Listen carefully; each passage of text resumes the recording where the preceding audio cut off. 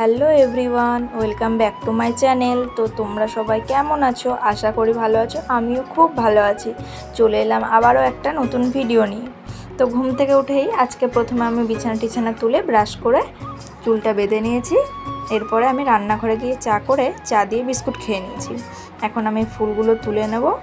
আর এখন বাজে প্রায় 7টা সাড়ে 7টার মতন। বাইরে দেখি বৃষ্টি হচ্ছে।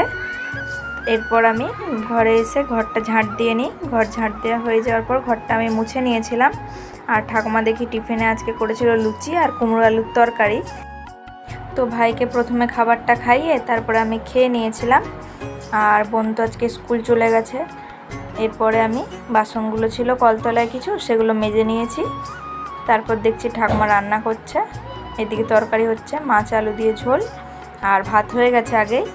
তো আমি তারপরে বাইরে গিয়ে কাপড় চোপড় ছিল সেগুলো কেচে মিলে দিয়েছি।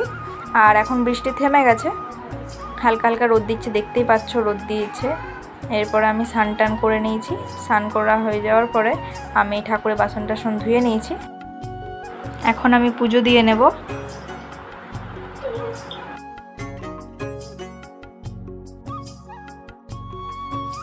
তো আমার পুজো টুজো দেওয়া হয়ে যাওয়ার পর আমার খুব খিদে পেয়ে গেছিলো, তাই ভাত খেয়ে নিয়েছিলাম। ভাতটা খেয়ে ঘুমিয়ে গিয়েছিলাম। আজকে আমার টিউশনি পড়ানোর ছিল, তো ঘুম থেকে উঠতে একটু দেরি হয়ে গেছে। ঘুম থেকে উঠে আমি বাড়ির সমস্ত কাজ টাজ করে তো রেডি হয়ে নিচ্ছি এখন আমি টিউশনি পড়াতে যাব বলে।